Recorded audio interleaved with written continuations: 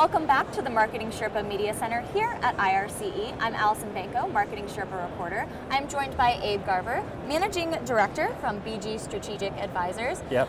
Abe, we're so grateful to have you here with us today. Thanks for having me. Good to talk to you, Allison. Yeah. And Abe has a pretty impressive background here. Tell us a little bit about that.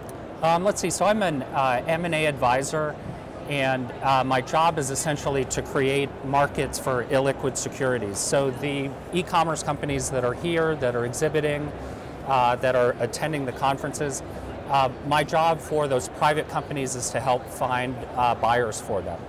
So it's really fun and fascinating. And this is a great place to, I'm just a kid in a candy store with all these companies here. It's awesome. Excellent. And you had a session, you're already done and gone with that. Yes. How an acquisition mindset can make you a better competitor, even if you want to remain independent. Exactly. And that kind of begs the question, how do you value an e-commerce company? Everyone wants to know. Yeah, that's a great question. Thanks, Allison. So it's, it's a combination, valuation is a combination of art and science. And the science portion is, we can look at publicly traded comps. We can also look at comparable transactions. We can look at the cash flow that's thrown off.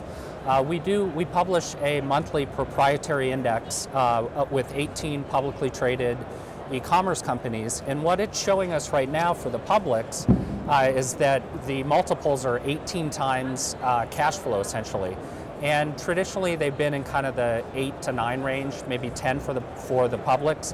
And the privates that are here would typically trade multiple of cash flow from anywhere from kind of 5 to 8 on the high side, and some of those being outliers, but probably 6 to 8 times would be a great, if you're making, I don't know, $10 million, the company could be worth 60 million, as an example.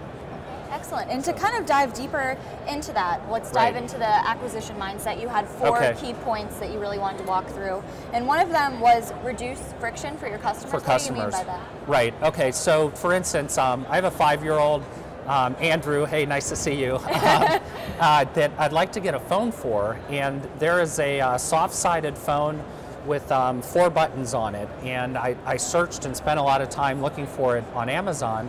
And yesterday when I went to Amazon and searched for a product, it reduced the friction for me as the customer because it popped right up an exact picture of this phone. So if to the extent all of these e-commerce companies here and those that support can make, for you and I, the customer, can make our life easier, reduce friction, those companies are more valuable. So it's a great mindset to have, how can I reduce friction for the customer? Okay, so number 1, reduce friction. We talk about that all the time with MarketingSherpa.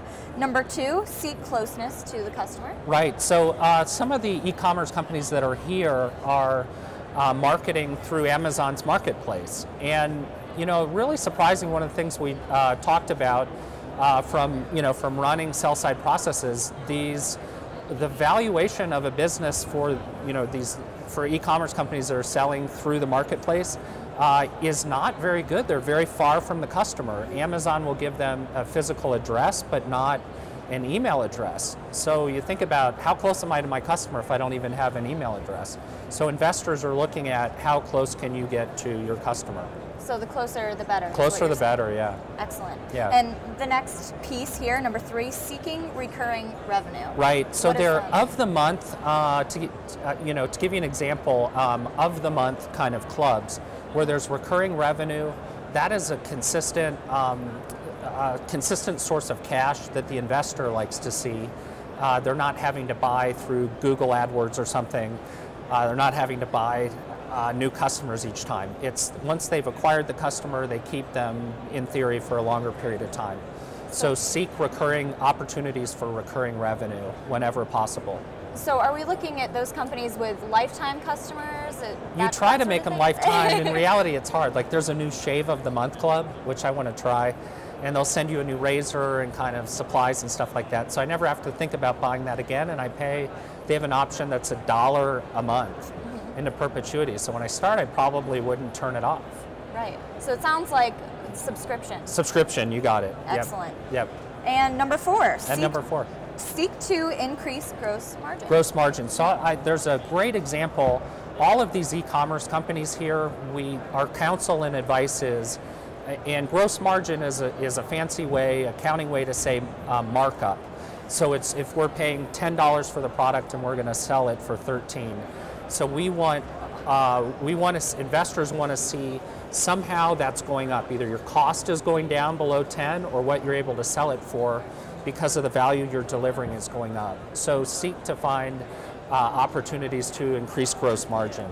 Okay, so these 4 things are really the things that investors are looking for with e-commerce companies. And when we see them, we want to, we want to advise them in an M&A sale.